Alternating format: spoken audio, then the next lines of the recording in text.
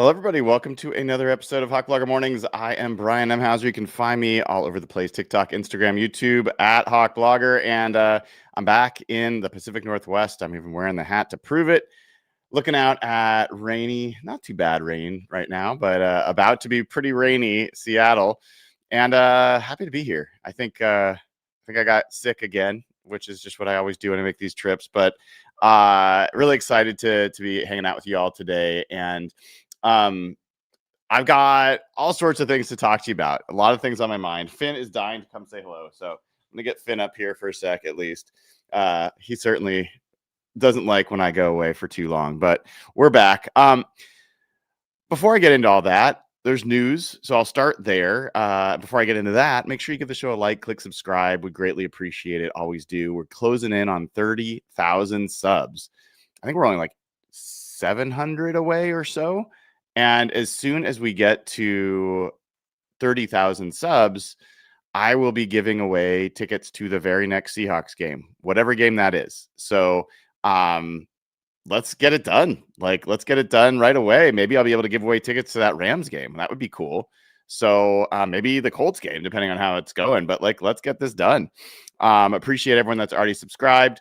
And for everyone that's a fan of Finn, I will let you know a little inside secret. His actual name is Fin. I dropped the last N. So if you want to be a true insider, just know that the proper spelling of Finn's name is one N. Now, autocorrect does not agree with me. My wife does not agree with me, but I named him, so I get to decide. So in case you're curious. But let's start with the news.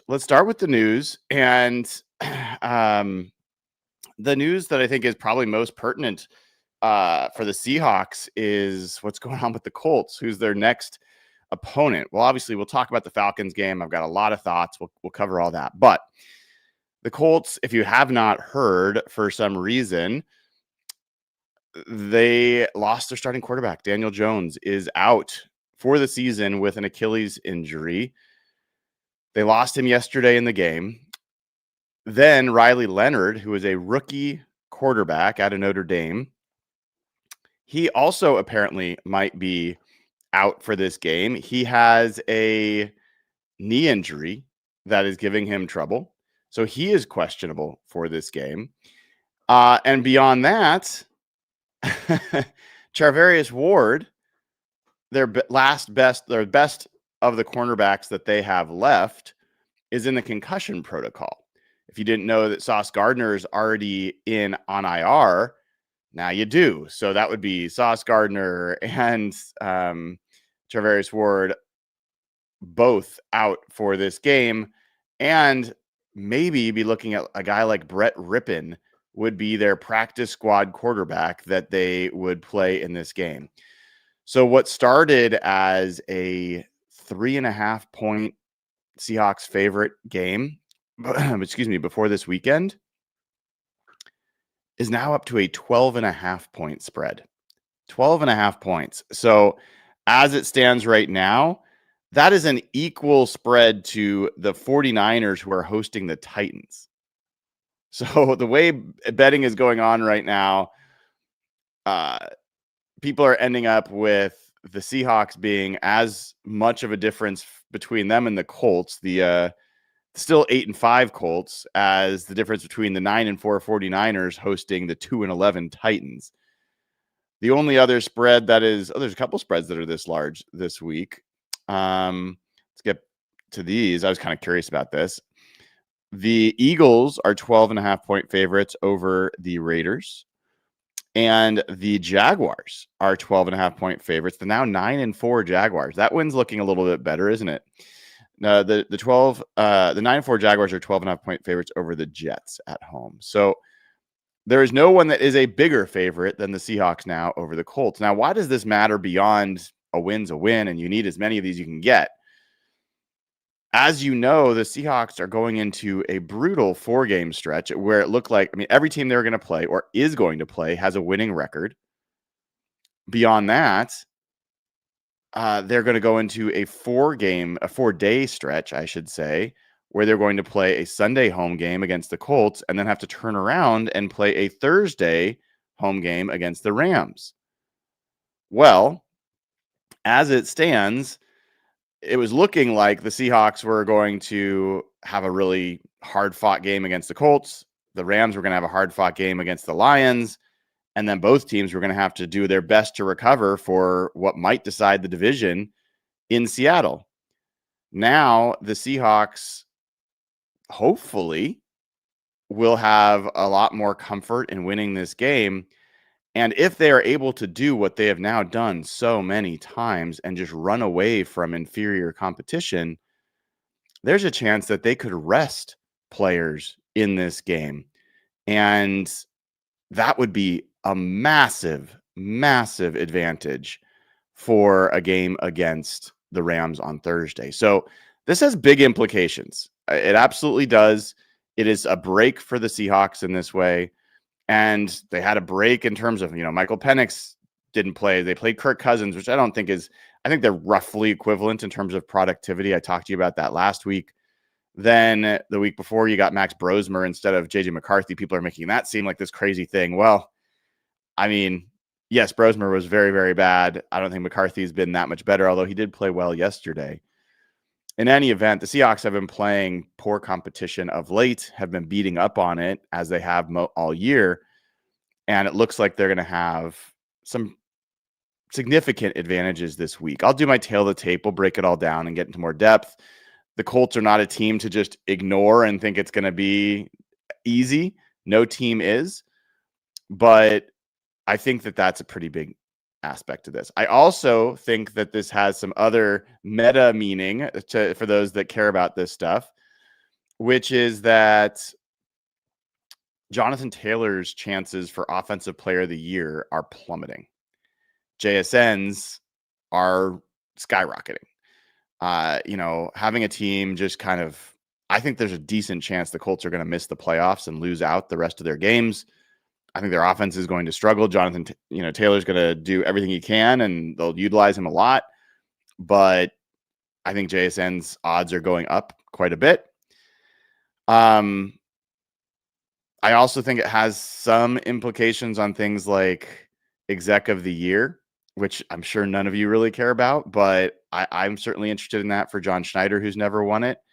And the Colts, I think, were one of the teams that was probably most primed for, competing for that award. And so I think if the Colts end up finishing, what would it be, like 9-8? I don't think that they'll probably win that award either. So anyway, these are things that come to my mind. Maybe you care, maybe you don't, but those are a couple pieces there. Other bits here. Let me think if there's any other news before we get into kind of reacting to the game. I think those are the major things of news. Let's talk about the Seahawks. Let's talk about the Seahawks proper and not just things that are happening in and around them. I wrote my morning after column, which is always available on hawkblogger.com. So if you haven't read it, I highly encourage you to do so. It's free. It's just fun. But I wrote it on the flight home. And I found myself, there's a few storylines in there, threads that I was kind of pulling on. And we'll talk about probably all of them. But the thing that really is getting me right now is this team just won 37-9 on the road in a 10 a.m. game against a team that has a good defense, one of the best pass rushers in the NFL, one of the second highest blitz rate after the Vikings. Their offense scored 30 points. Their special teams was great. They had one turnover, but they took away 3. And their defense is looking not only like great, it's looking better and better. Like, I don't know what goes above great, but they're heading there.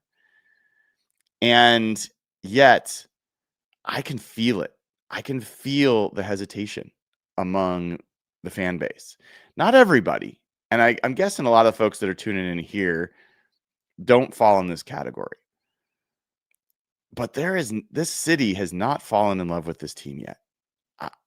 They're not infatuated with this team. They're not obsessed with this team. It's just not happening yet. And even folks that are super into the Seahawks, friends I've got that follow the team very closely, they are still protecting their hearts. They don't believe in Sam Darnold. That is what it really comes down to. They don't believe in Sam Darnold. And I think I understand it. I understand the hesitation about Sam Darnold. I understand. I mean, I was there front row for what he did in LA and how catastrophic that was. And that the season was at a crescendo point and it came crashing down right there. I saw the whole thing. So I haven't forgotten it. But it is interesting to me how reticent people are to get behind this team anyway. Because if you go around and you look at every team in the NFC and in the NFL, I mean, heck, like, did you watch the Chiefs play the Texans last night? Chiefs are probably not going to make the playoffs. They're certainly, like, the amount of flaws they have on that team are staggering. And they have the best quarterback, I think, in the league. Maybe people still think that's controversial. I don't. And they might miss the playoffs because they've got so many other flaws.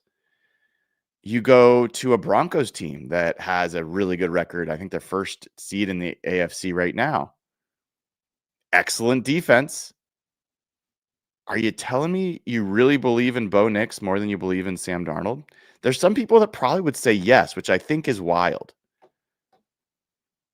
Where's Bo Nix right now in terms of some of the pertinent numbers here?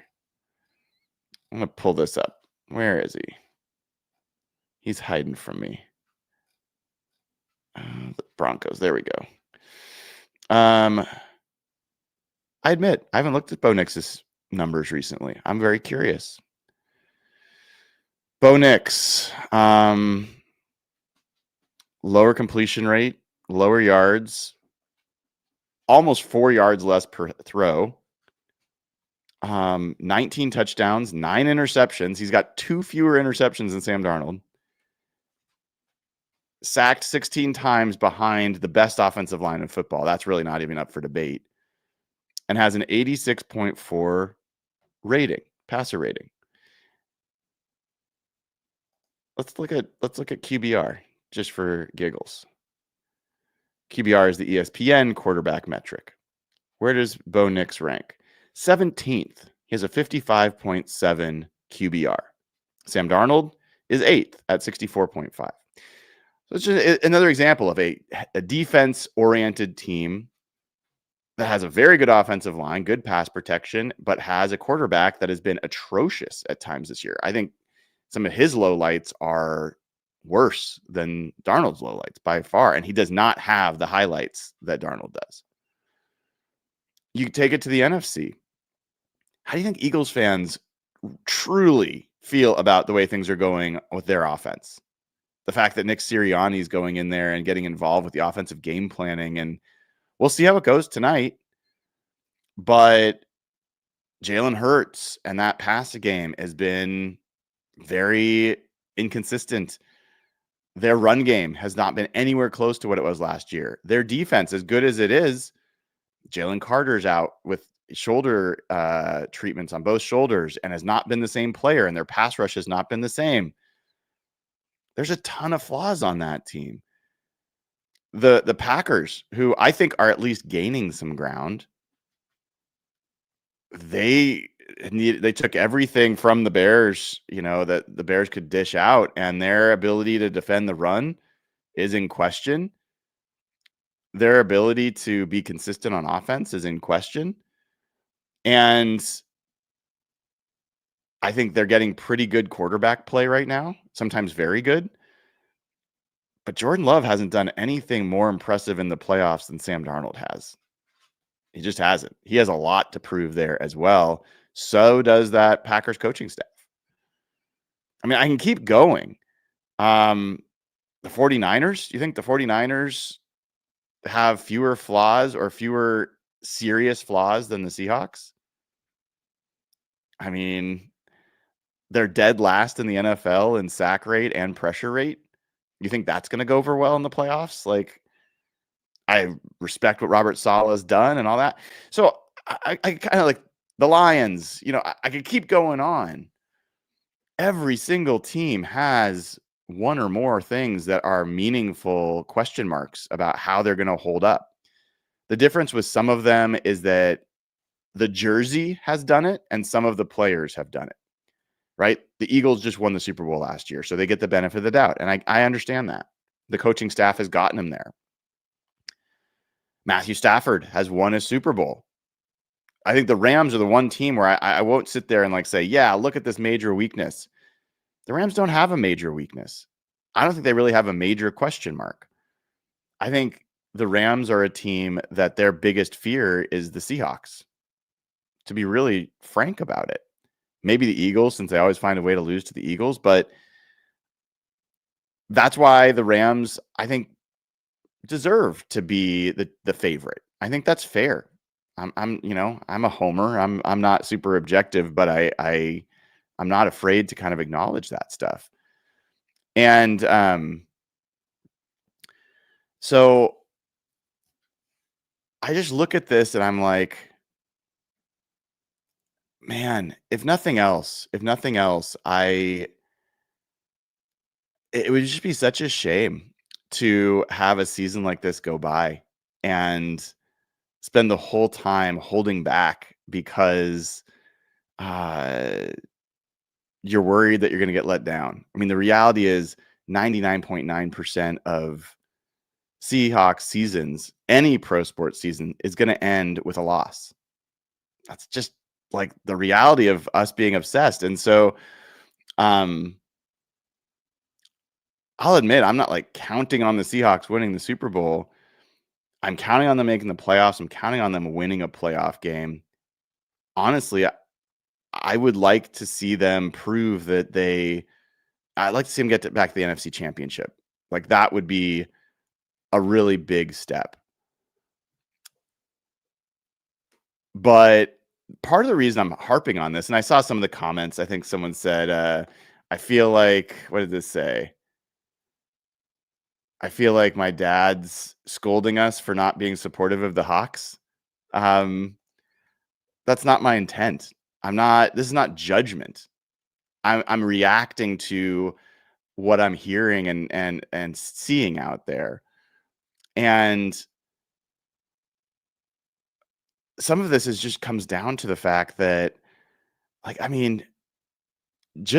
we all know it. Like, there's a lot of shitty things that go on throughout the day that are either boring or bad throughout the year, throughout the month, whatever it is. Like, there aren't a lot of things that you generally can like attach to that are just fun. And I am concerned about two things. One, about the people that are going to miss the chance to really ride the roller coaster with this team, which honestly has not been much of a roller coaster. It's just been kind of a steady climb for the most part. But also, this team needs the fans. Like, they're not going to get where they need to go without the advantage of the home field the way it's been in the past. And I'm not talking about the way it's been this year. I'm talking about the way it was years ago. It's going to need people, even the casuals, right? They get affected by how many people in the region are talking about the Seahawks and excited about the Seahawks and how much they're going to cheer. And so I want the atmosphere to be electric for this team, and I want that to increase their odds of getting where we all want them to go. And maybe this does absolutely nothing to affect any of that, but it bums me out a little bit. It does. It bums me out when I'm excited about the team and what I get back is kind of like, I sure hope they can do this, or I hope they can beat this team. And it's like, yeah, we didn't go into 49ers games back in 2013 knowing that we were going to win those games. We just didn't. We hoped that they would win there, but it didn't stop us from being like all the way in. So I won't belabor the point any longer, but that for me is it really has been on my mind, and it's a very weird, unique season for this team. Like overachieving on defense, overachieving on offense, overachieving at quarterback, by the way, overachieving in offensive line, which has been a bugaboo forever and like a wish list item forever. I think overachieving in terms of the rookie class, in terms of personality, Ernest Jones, Nicky Manwari, Devin Witherspoon, Gray Zabel, JSN's got some of that, AJ Barner. Like the grades are like straight A's, but fan engagement, like it is like I'm paying attention, but it's kind of your deal, whatever happens here. I'm not really invested fully. And that's just that's really one of the first times I've ever experienced something like this. So that's part of why it's on my mind. That's part of why it's on my mind. I'm going to see some of the super chats because I'm guessing people have thoughts to share. This is not the only thing I'll be talking about, but that was one of the things off the jump I wanted to share. Seahawks man, who's been a member for 9 months, says, saw my first ever Hawks game against the Vikings a week ago. I loved my time in Seattle. Such an amazing city. Could the Rams lose to the Hawks and the Lions? I don't know. First of all, I'm really happy that you had a great time. That's great to hear. And I'm glad you love the city. Not everybody does. Let me take a look at any news on the Lions. Okay, the Lions, they released a receiver from their practice squad and they signed someone. Dan Campbell said that Christian Mahogany, their starting guard, will try to get back into practice this week. That does not necessarily mean he will play. Miles Frazier had his debut. I did not know that. I want to check that out. I'm a big Miles Frazier guy in this draft. I'm looking to find out if we can see anything about Kirby Joseph, because losing Brian Branch and let's see. Sorry, I'm just going to take a quick look here. Yeah,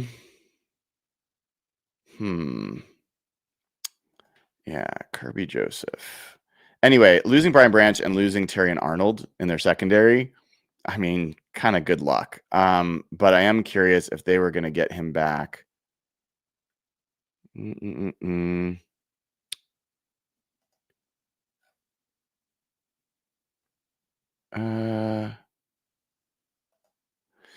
not seeing it so far. Maybe he's already back. But that would be one thing that would be of benefit there. In general, I mean, the Rams are going to beat the Lions. I don't think that Lions team can stand up to that Rams team. Now, the biggest hope there is that the Lions are kind of fighting for their playoff lives. And so you're going to get the best that they have to offer. And Jahmyr Gibbs is a great player. And David Montgomery is a hardy player. And, if they can get their offensive line a little bit back in working for them, maybe. But that defense, I don't know. I don't know. We'll have to see. I'm looking right now. Miles Frazier did not have a good debut, at least from a PFF perspective. He had a 23.2 grade. Yikes. So not a great debut for him. But I do think it's possible. I just don't think it's likely. So the Rams are really, really good. I'm not going to twist that. They are very, very good. I just happen to think the Seahawks are good enough to beat them. Brian Henderson, who has been a member for 16 months, amazing, says Anthony Bradford has gotten better, but it seems like when he fails, it's a really bad fail. Any truth to this, or am I off on this thought? Great last game, though.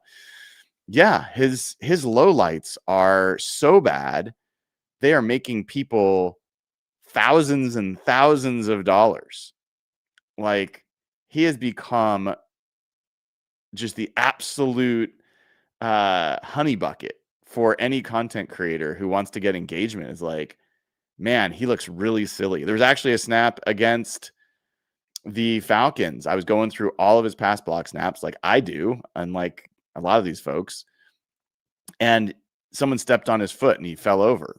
I mean, it wasn't like it was his fault, but it looked pretty silly. And I'm guarantee we're going to see someone put it up on Twitter or TikTok. Oh, Anthony Bradford looks like an idiot again, and won't show all the other snaps. And people will continue to misunderstand my position on Anthony Bradford, which is not that I think Anthony Bradford's a Pro Bowler or the best player or even league average. Well, I would say he might be close to league average. I think that my position is the state of guard play in the NFL is atrocious. You would be shocked if you watched the worst player on the offensive line for every team in this league instead of just the one that happens to be the worst one on your offensive line. And that if you can do better, if Christian Haynes somehow is better, if Jalen Sundell, who, by the way, that's part of the news I forgot to bring up, he is eligible to come off the IR this week. If the team decides that they want to try him at right guard and keep Olu at center, like I'm trusting of this team. I think it's a risk, but like, okay. But generally speaking, I think he's your best bet. And I think I don't think he's close to the worst player in the NFL, as many people want to say. I don't think he's close to the worst offensive lineman in the NFL. But I do believe that he's got some really bad tape out there. So, yeah, I think you're probably also referring to, I shared some numbers that he has been steadily improving his pass blocking, at least by PFF. And the funny thing, and I see our friend, the troll in chat, always talking about him being 72nd out of 77 or whatever it is guards in PFF grade. But when the same thing says, well, since week 9, he's actually the 23rd best guard in the NFL. That just goes away. Like, it's like, oh, well, PFF doesn't matter then. So the goalposts are always moving. I'm not moving the goalposts. If you look at PFF, he is improving from a pass protection standpoint. If you pay attention to the coaching staff chooses him every week.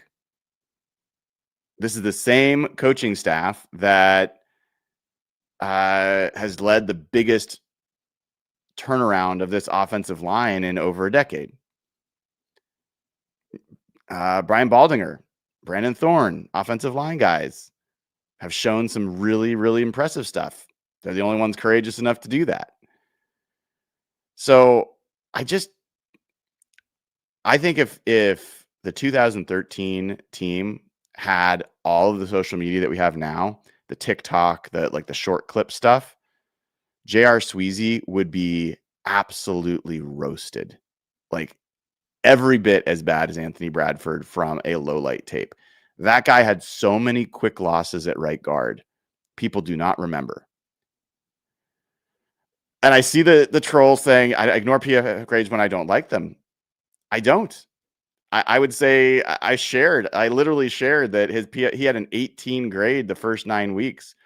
I would say you are ignoring what you don't like. I'm sharing all of it. Like, I'm not hiding from any of it. If all you ever say is he's the worst player because of this, but you're not willing to talk about any improvement, I think you're kind of telling on yourself, to be honest. And at the end of the day, what I want is the best player at right guard possible. And if they put Sundell in there or Christian Haynes and he's better, I'm going to be all for it. We'll see. We'll see if that happens. That's enough on Anthony Bradford. Ed Chan has gifted 12 Hawk Blogger memberships. Appreciate you, Ed. Thank you for the generosity. I know you've done this before. And get one of these Hawk Blogger memberships for free. Make sure you have gifting turned on in your account. And, consider giving a free membership to somebody else or upgrading to a club level membership and getting access to the Discord server. All right. Dark Guitars says, I keep seeing Kubiak for head coach next year. Thoughts? He should be. He should be in the conversation. We'll find out if he winds up getting and taking a job. I think a lot depends on how things play out for the Seahawks the rest of the year. Not just win-loss, but also offensive line, on offensive like play calling and how Sam Darnold plays. But I think the bigger concern is just if he were to go, how many coaches would he take with him? He brought all his coaches from New Orleans here. Would he take all those guys with him? That would be a big blow. So, but at the same time, Mike Macdonald now has proven that he can find the coach that has the offensive philosophy he wants and made a good hire. So I don't think about if Mike Macdonald really is the Sean McVay of defense. Sean McVay has made a number of great hires on defense. Now let's see if Mike Macdonald, if need be, can make good hires on offense repeatedly if he has to do that. We don't know. We'll find out. Jeff Feeblecorn says, he becomes a new member. Well, welcome to the party, man. Appreciate having you, Jeff. 44 Forest, who's been a member for a very long time, 16 months, says, Go Hawks. I sent a super chat on another platform. All right, let me make sure. Probably on Venmo. Let me get Venmo up. I've made this way more complicated for myself, but I do really appreciate people that take the time to do the Venmo, given that Google does not get to take 30% of those super chats. But I appreciate people that don't do any super chats or people that do them here. It doesn't really matter to me. All right, so I see a couple of super chats on here. So let me get to these. There's one from Bob Thomas who says, for your great content, I'll be at the Atlanta game. I'd love to connect, buy you a drink, and celebrate. Well, that was very nice. Sorry we couldn't do that. It's very hectic for me when I'm there. I think I saw Smokehawk, which was cool. It's nice to meet Smokehawk, but that was about it. And Smokehawk gave me a nice gift, which was very nice of him. And I met Dakota as well, which was cool. Joey Hamilton. Just watched Julian's Walter Payton Award press conference and immediately fell in love with his genuine, heartfelt, generous nature. Who else on this team would you say deserves more recognition for their attitude and community service? I think AJ Barner is pretty high up on that list. I think Uchenna Nwosu is really high on that list, and people probably don't know that. Very, very involved in the community and a really good dude. All right, now we'll get to Forrest. I am a 24-year-old Army vet, Seahawks diehard, looking to buy a single ticket to Seahawks Rams. I've reached out on HB Tix with no reply. My ex is Forrest_Luke_. Would love a shout out if you can. Well, you got it, Forrest. Appreciate you. I hope you're able to get a ticket to that game. Who knows? If we get to 30,000 subs, maybe I can get you a ticket to that game. We will find out as we go along. Brent Yoendo. Well said, Brian. My first jersey is a woolen one. Interesting. Doesn't make sense to do anything but cheer for our dudes like they do for each other. We'll be wearing said jersey at the Rams rematch. Wouldn't it be awesome for this to go full circle where Sam Darnold has a amazing game against the Rams and Reek Woolen has an amazing game against the 49ers? Wouldn't that be awesome? Just to kind of like check every box, because this has been kind of a check every box kind of season, right? Like that's part of what I think has been I don't know if it's an issue, but different is there haven't been these things for us to like worry about, and it's like, oh my god, why did they lose that game, or why can't they do this? There's been these little niggly things like, oh, I wish they were rushing for 175 yards instead of 125 yards, or I wish they, it wasn't 6-6 at halftime of that 37-9 win. I wish they had started faster. Like, darn, stuff like that. But there's not a lot of stuff to worry about. So I think it'd be really cool for Darnold and Woolen to be heroes as they've had some GOAT moments this season. Detail-oriented Bobby. Hello, Bobby. Says, Brian, I know it's early. Seriously, though, I see potential for the defense to be even better than the LOB defense. Seriously, that alone should be exciting for this fan base. Go Hawks. I mean, I'm hesitant to make that claim because that defense, literally, I've done statistical comparisons with the best defenses in the history of the sport, accounting for era and differences. That is literally one of the top 2 to 3 defenses in the history of the NFL. There's 5 Hall of Famers probably at least on that defense. This defense isn't even leading the NFL in points allowed yet. It's not leading the NFL in yards allowed. And like that defense led the NFL for 4 straight seasons in points allowed. I mean, like they were, I don't know. I'm not ready to go there yet. What I will say, Bobby, is this defense belongs in the conversation for best defenses in Seahawks history. And I don't know if there's any other defense other than the LOB that should start above them. So yeah, I think this, and the cool thing is, and maybe this is part of what you're getting at, is I think they're getting better. I'm going to talk about that a little bit more in a bit. Prunes Parlor says Josh needs to do a new hype video that would help pump up the fan morale. Came here for Cable Thanos videos, stayed for Hot Talk. Yeah, we've talked to Josh. Josh is in the camp of, I mean, he's like, if I made another video, Sam Darnold would throw 10 interceptions. I just know it.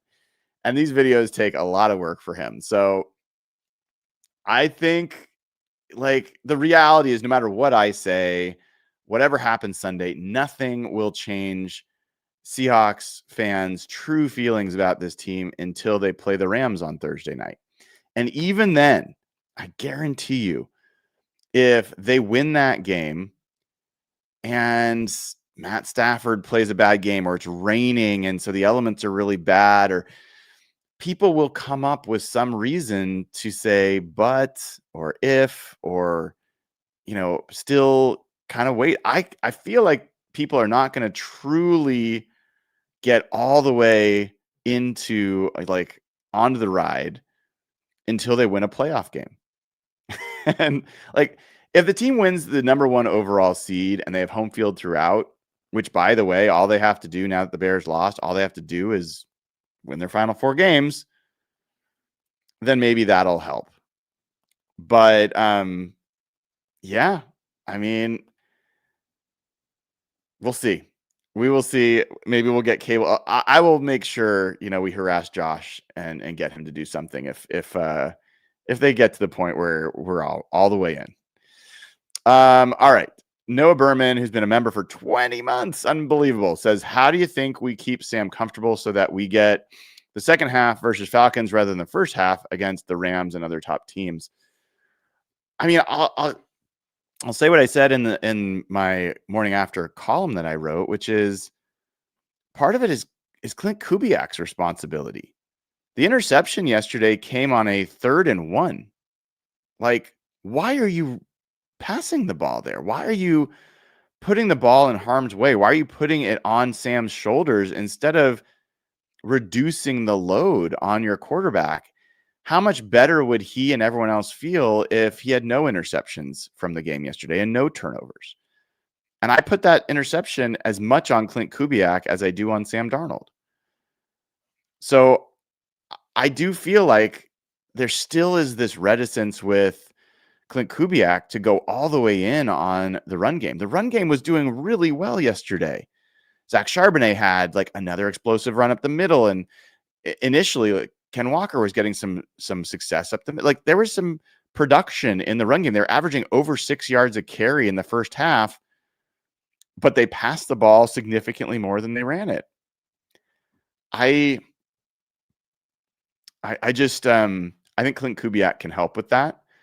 But really what has to happen is the game plan has to be better. I think Sam clearly, like an under-discussed part of this is I think Sam was not prepared for the disguises that the Rams brought out on defense. That's as much the coaches as it is him. It also took a while for Clint Kubiak to kind of figure something out that would work. They were slow to start in that game, and they really struggled in the red zone. So I do put a fair amount of this on the shoulders of the coaching staff and Clint Kubiak in particular to help put Sam in position to succeed, because guess what? That is the job. Like, that is the job of any coach. If you ask them what their job is, it is to put their players in good positions and to succeed. And so if Sam is throwing 4 picks in a game or really struggling early, I think most likely that has to do with how he was set up for that game. So that would be the big thing I would look at. And it would help as well on defense next time they play the Rams to not give up, 14 points early. Yes, I know they were dealing with some short fields and stuff like that, but they also gave up a number of 4th down conversions and some explosive running plays, and it made that game a little bit, more challenging. So I think there's all sides that can help make it more comfortable for Sam.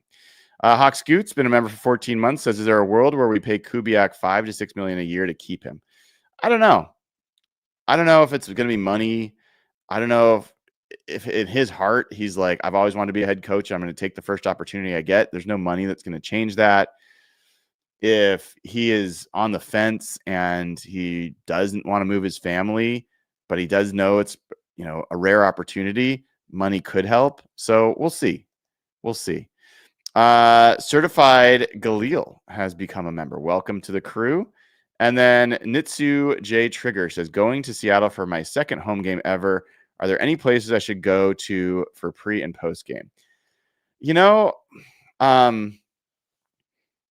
I think there's some better places that start opening around the stadium. The place, where is it? I think it's called Hatback, where the old pyramid. Let's see if I can find the old Pyramid Ale House is now the Hatback. That's a nice large spot close to the stadium. Wouldn't mind if I was going to my first game going there.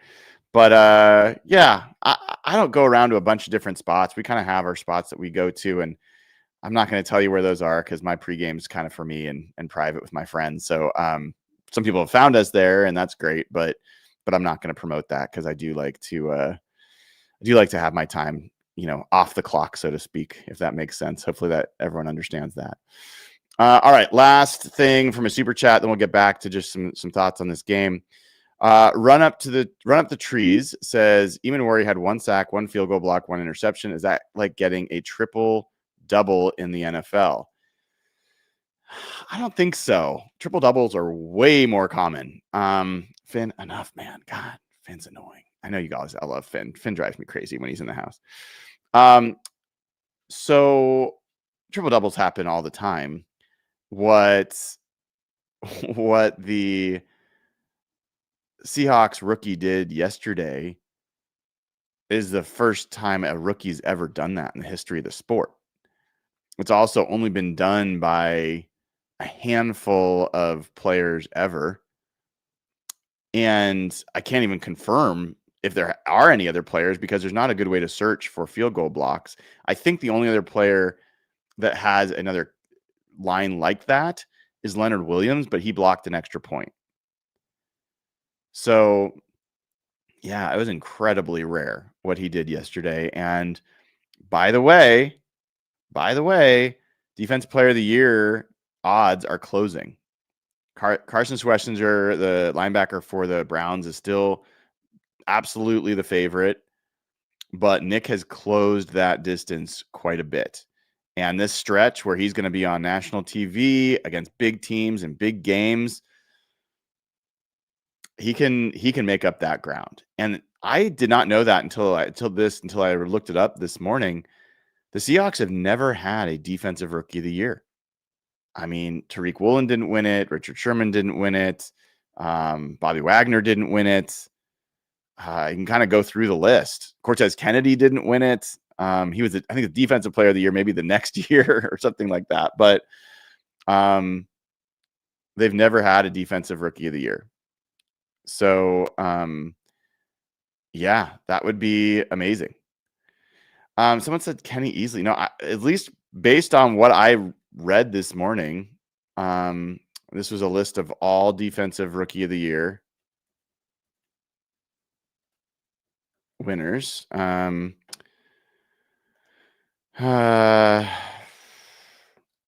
mean, there's no Seahawks listed all the way into the 80s. Kenny Easley was he a 1984 rookie? I think he was. When was his rookie year? So he was defensive player of the year in 1984. He was drafted in 1981. The 1981 rookie of the year, defensive rookie of the year was Lawrence Taylor. That's tough company. That's tough to beat. So yeah, I mean, there's no Seahawks on this list. I'm looking at it again. There's no Seahawks on this list. So there's a chance. There's a chance. That's a good segue into talking about this defense. So part of what is really cool, and if you're paying attention, I mean, no, I don't know if anyone's paying as close of attention as me because I'm like so crazy of doing all this coverage that I do and hanging out with all of you to do it. But I told you when I could feel there's progress in the Seahawks run game, and it wasn't showing up big time on the box score, but then it started to slowly make more and more, and the coaches are feeling more comfortable talking about it. If you can't feel it, the defense is getting better. And you might be like, well, they're amazing. That's not a really big thing to say. Why are you like acting like it's some secret? Well, the Seahawks defense has been amazing all year. So it's like trying to judge the difference between one Hawaiian sunset and another. Like, they're all amazing, but there is some increased rigor and like tuning that's happened with this defense. It's less leaky. The tackling has gotten better. People have forgotten there were some missed tackle problems with this defense early in the year. The chemistry between Devin Witherspoon and Nick Eamon-Wari being on the field at the same time and being on opposite sides and kind of getting a feel for how to toy with offenses has improved. The linebacker play, Ernest Jones getting back and being in the middle of that. Drake Thomas settling in as the starter. By the way, Tyrese Knight was electric when he came in yesterday. He is so good. I know there can only be one starter, right? But I can't help but feel like Tyrese Knight's got a lot more to give when he gets his next opportunity. But setting that aside, Tariq Woolen, when's the last time he made a truly boneheaded play? Now you can say, well, the taunting penalty yesterday. That's not what I'm talking about. I'm talking about misplaying a ball in the air, like in the first game of the season, or blown coverage, or a terrible missed tackle. Part of what got lost in the game yesterday is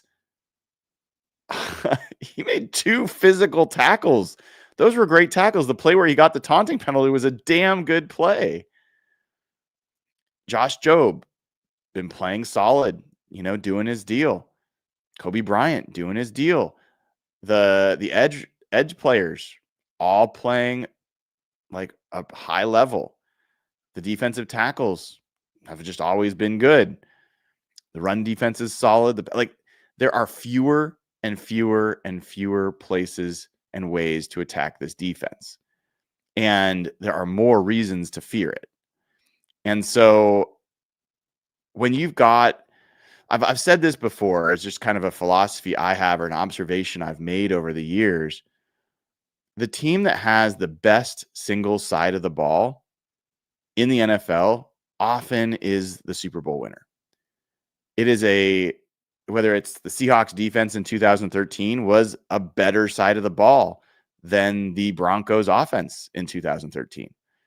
Whether it's all the Chiefs offenses that we've seen with Patrick Mahomes, or the Eagles defense last year, I think was the best side of the ball. You could argue maybe the Eagles offensive line was the best unit in the NFL. So that's another way to look at it. But the Seahawks defense is in the running for the best single side of the ball in the NFL. I think the Rams offense is probably the one that is most in competition for them, which is fitting. But that group everyone's it's really get really excited about the Rams putting up 45 and how glorious they are. And I get it. They are very good. But the Seahawks defense is also playing really, really well.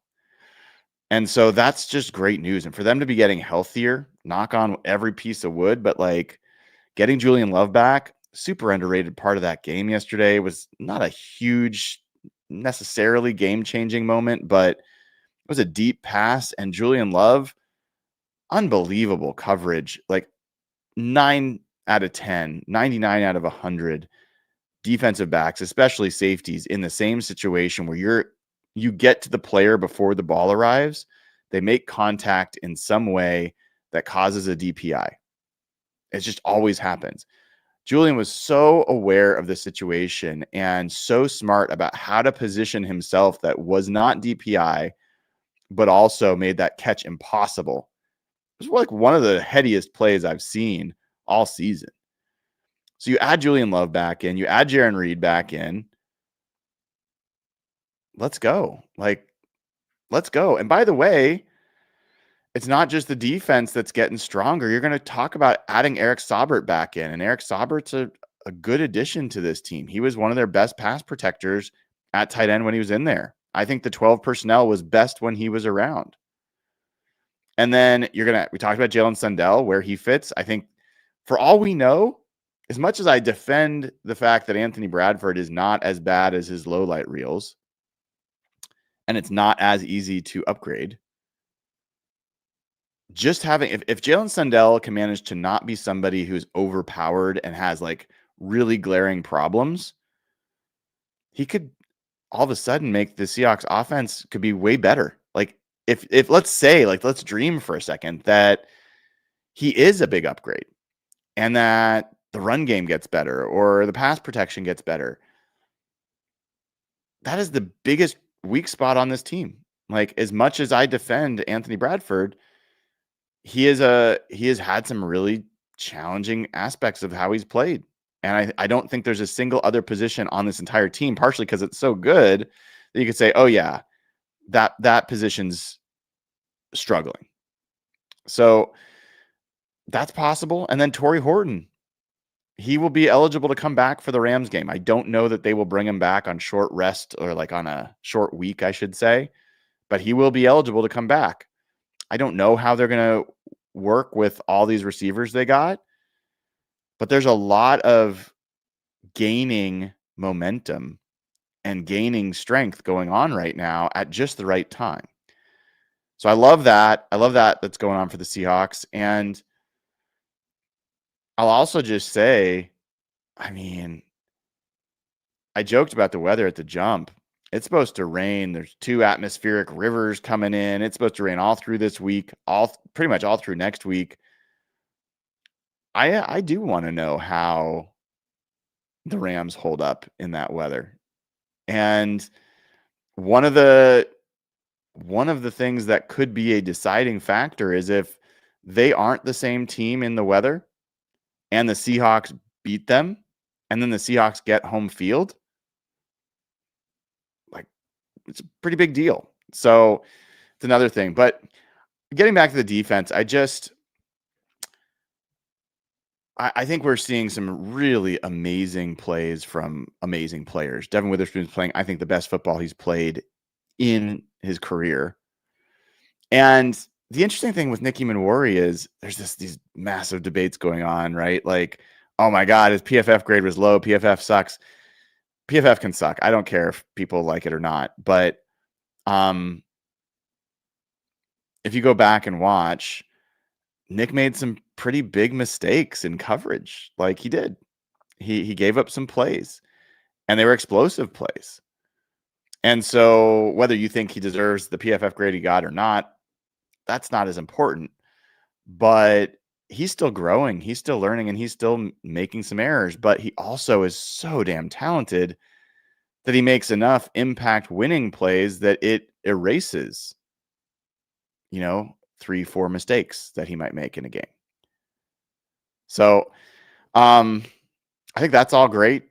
I think that I'm a little we need that defensive line to be more impactful than they've been the last few games.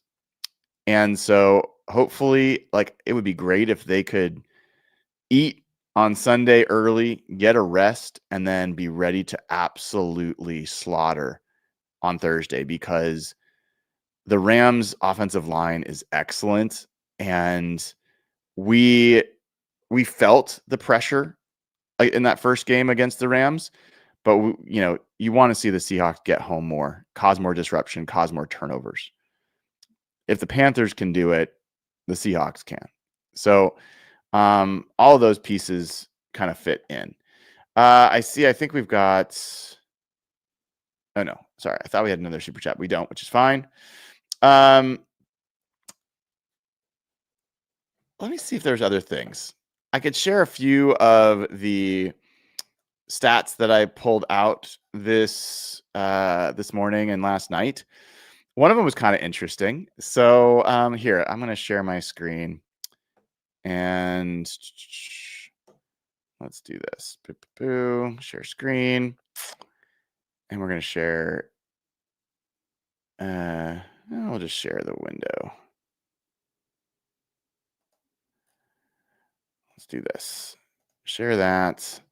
And then I'm going to switch it to, that's burr. That's why I wasn't showing up. All right, hold on, folks. We'll get there for you. There's a few numbers that I thought were interesting and worth talking about. By the way, more to this point of what I was saying at the beginning about, like, guys, you're not going to generally find a better team to get behind. Aaron Schatz, who does DVOA, has the Seahawks as the, what is it, third, sixth, the eighth best team through 13 games in the history of DVOA and the history of, NFL. Eighth. The teams that are better, like the 2007 Patriots that were undefeated, the Doug Williams, Redskins in the 90s, the 85 Bears, Denver Broncos 98 when they won the Super Bowl with John Elway, the 2023 49ers, who lost in the Super Bowl but were a very, very good team, the 2012 Patriots, can't remember if they made it or not, and the 1995 Dallas Cowboys, who won a Super Bowl. So pretty much all Super Bowl winners ahead of the Seahawks. That's how good they are. That feels meaningful. All right. So let me bring up what I was planning to share, and all right, we'll do this one at a time. All right. So I got to get this in a way that I can talk and look. All right. So let's pull this up. All right. So here is one that I liked, which was, this is a next gen stat from the NFL. Remember that last week it was like, the Vikings blitzed the hell out of Sam Darnold, and the Seahawks didn't know how to handle it. Everyone's going to do that to him. Well, the Falcons blitz almost as much as the Vikings. And guess what? They did. They blitzed. How did Sam do against the blitz? And this is specifically against man blitzes. He was 6 for 8, 75 yards, 3 touchdowns, and yes, one of the interceptions. His 8.3 EPA against the blitz was his season best and the 9th best of any quarterback in football this year against man blitzes. That's pretty good. So maybe it isn't so easy just to blitz the Seahawks and blitz Sam Darnold and win a game. Let's look at the next one. I can't just scroll through them. That's too bad. That's lame. Here's one. That is not Jackson Smith and Jigba in the picture, by the way, which is funny. He's had 11 games with 90 plus receiving yards in 2025. Justin Jefferson is the only other player under 24 that has achieved that. So amazing stuff from JSN. Tom Brady is the only quarterback to have won 10 games in consecutive seasons with 2 different teams until Sam Darnold just did it. Pretty good company. This one I love. The Seahawks offense has had 4 30-point halves this season. 4 30-point halves this season. The only team since 2000 with more than that is the 2013 Broncos. They had 6. That was a historic offense. Now, they did lose the Super Bowl, and everyone's like, but remember, they lost the Super Bowl. Like, is anyone really going to tell me that the Seahawks make the Super Bowl and lose, that it's like a bad year? Like, I don't want a Super Bowl loss, but I'll take it over what we've been doing the last few years. This was the pass block stuff I had for Anthony Bradford, which, again, I'm not hiding from it. Look how bad that grade is in weeks 1 through 8. That's not like one game. That's 8 weeks of the season. And he was 56th out of, I think, 58 or 57 in pass blocking grade since week 9, which is not just one game. That's a fair number of games. He's up to 23rd in pass block grade. 70.8 is an above average starter's grade. And over the last 2 weeks, that's only 2 week sample, but he's the 3rd highest graded guard in pass block. So do I think that's going to continue? No, I don't think he is the 3rd best pass blocking guard, but the trend is undeniable that it's better. And this is actually all of his grades. I think there's a mistake in week 8 potentially, because I don't think they had a game that week, but everyone's like, oh, look, almost all of his grades are crap. My eyes go to, look how bad he was here, at least by PFF grading. And then look at 4 of the last 6 games have been very good from pass blocking. And 2 of them, they're not great, but they're not catastrophic. Like 45 is not great. 51 in this era of guards, not terrible, honestly, as a pass blocking grade. These were the top grades on defense for the Seahawks from PFF. Devin Witherspoon with a 95 grade. That is like a week after, I think Ernest Jones had a 95.5, something like that. Unbelievable grade from Devin Witherspoon. Tyrese Knight, as I said, he PFF liked his game as well. He had a 90.5. He only had 13 snaps, but was very good. Drake Thomas, great again. Derek Hall, Boye Mafe, Tariq Woolen. Julian Love did fine. Josh Jobe, DeMarcus Lawrence. Nicky Memori did not get one of the top grades. We can all just agree he had a great game, no matter what the grade is. These are the top offensive PFF grades. Nick Callerup, 79.7 grade and an 80.4 run block grade. Rashid Shaheed, 77 grade. I will say I was been pretty consistent. If you listen, I have not been worried about Rashid Shaheed's lack of production. I must have said it 10 times last week. He's too good. He is fine. And it's just a matter of time before he starts getting where he's going. Jackson Smith and Jigba had a 73.6 grade. Sam Darnold ended up with a 72.9. Gray Zabel, one of his best grades, 72.8 with an 82.5 pass block grade. Cody White, 70.8 grade. And then you get the rest there. Charles Cross had a 62.8 grade, had a very bad pass blocking day, but had an 87.2 run block grade. So that was cool to see. This was actually a look at the starting offensive line. And I just want to make sure this is all still coming through. You see Anthony Bradford gave up no sacks, no hits, no hurries. Gray Zabel, no sacks, no hits, no hurries. That's pretty good for your 2 guards. Abe Lucas, no sacks, no hits, 2 hurries. Charles Cross, as we said, had a bad game pass protection-wise, 28.1, gave up a sack, 2 hurries. Olu gave up 2 hurries. All right, so that's your offensive line. I also mentioned, I think the Seahawks are still number 1 overall in DVOA. Obviously said they are one of the best ever at this point in the season. They also now on defense have the triple crown. They are the number 1 overall defense. They are the number 1 passing defense. They are the number 1 rushing defense. They are also the 2nd best special teams. Even after that week, they're still 2nd best. Offense is 8th, passing offense 3rd, rushing offense 23rd. All right, so I think there are a couple other things in here. This was me yesterday, the Nicky Memori, first rookie in history to have 1+ interception, sack, block, field goal, 2 tackles for loss. Seahawks are second in the NFL in points scored, second in the NFL in points allowed. That is outstanding. And then here was the last one I'll show you. The always fun point differential.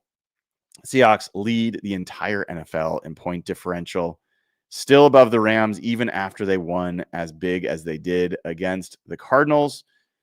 And there's a big drop off from the Rams and the Seahawks to the next group, which is the Patriots and the Colts and the Lions, the Bills, the Packers, the Texans, the Broncos, and the Chiefs. So I think all in all, pretty good times, pretty good times. And I'll be joining the Mike McDonald press conference here a little bit later. And I got some questions for him. We'll find out if there's any news about Jalen Sundell, if there's any news about other players. But all in all, I think this was a taking care of business kind of day. They did it. Wasn't an easy place to get started, but they finished. And the Seahawks are 10-3. So let's get after it this week. Let's get 11 wins, and then let's get the 12th. You get that 12th win, it's going to be like a boulder going down Mount Rainier. It's going to pick up steam. So these next two games, they're big. Let's get them. All right, folks. That will do it for this episode of Hawk Blogger Mornings. Have a great rest of your day. I'll be back with you tomorrow morning with Matt Hasselback. We'll figure out when we're going to do a real Hawk Talk this week. And from there, all the other stuff we will do. I got a lot of stuff going on this week, but I will do my best to keep us all connected. Take care. Have a great rest of your day.